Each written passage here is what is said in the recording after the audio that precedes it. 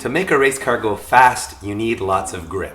And for that, you need good tires and a good suspension. And to keep those both working well, you need good suspension geometry. Now, when you lower a car, you actually start to hurt that geometry. And to fix that, Whiteline makes this bump steer and roll center correction kit. Starting with this lower control arm ball joint, which basically acts as a shim and raises the control arm back up into the correct position. And what that does is prevent too much body roll, because believe it or not, when you lower a car and the geometries get bad, you get more body roll, not less body roll. So this fixes that problem. Body roll is obviously bad because you're destabilizing the car and reducing grip. These are tie rods to correct bump steer. And again, they're using a ball joint that puts the steering, the angle of this arm back into factory spec. And what that does is dial out bump steer.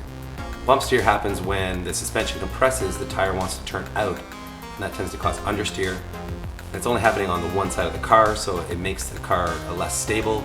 So this corrects that. So less bump steer, less body roll, all good, more grip. Or as Whiteline might say, activate more grip.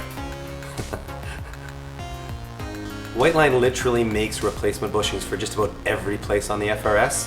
These, for example, are your diff mount bushings, and they also make rear cross member bushings, all kinds of other control arm, suspension bushings, all of which really are just designed to stiffen everything up. And by stiffening everything up, you've reduced movement in all of the suspension areas, and that gives you more consistent performance from the tire. It's really not that complicated, and these are quite a bit of work to install, to be honest. You have to press them in, so we're pretty grateful that a lot of these are already on the car. It's a job well worth doing though, because Whiteline's bushings not only take unwanted movement out of suspension joints, they're also designed in many cases to improve suspension geometry.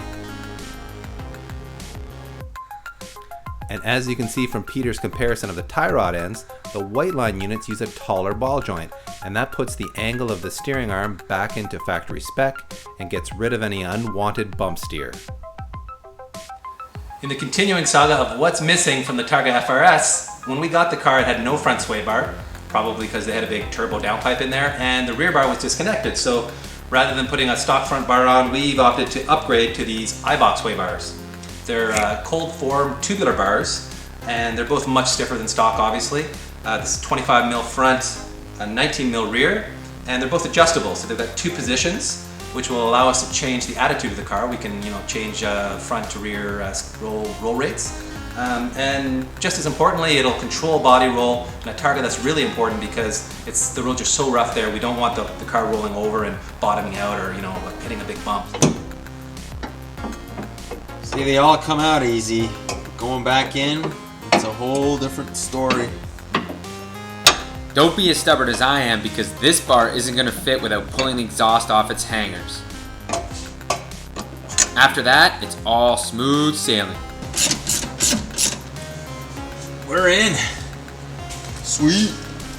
You gotta love when installs are this easy. To remove the factory sway bar, which we don't have, you remove 4 bolts and these sway bar mounts drop right down.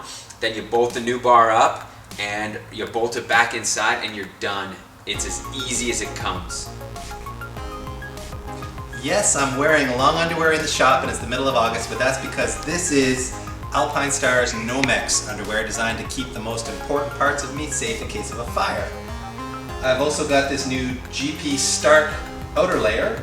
It's their new entry-level suit, and that combined with the Nomex underwear is going to keep me very safe. Also got gloves and these new GP Start shoes. I went for the red, white, and black because I'm a little flashier. You'll see later that Pete went all black because he thinks he's Darth Vader. So we're going to have another competition. This time it's going to be to see who can get in their suit and gloves quickest.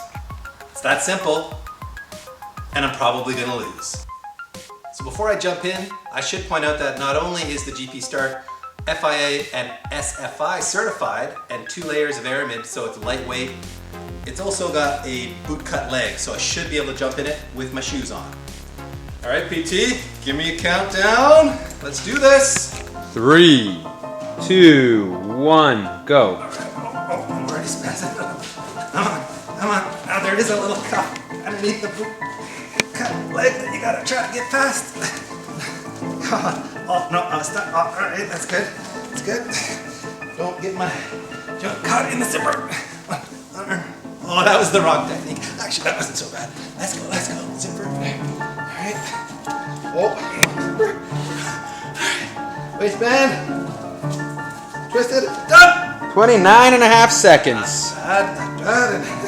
But adjust myself. I think I look pretty good here with my racing gloves. Doing some shifting.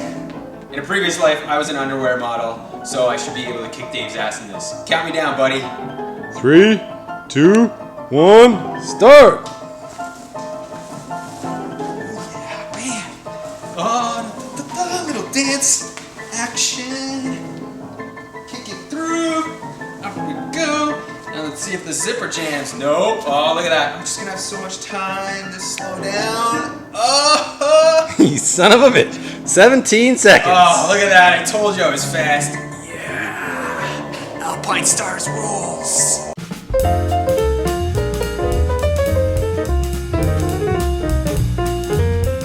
And that wraps up another episode. In the next one, we actually do some driving. Yeehaw!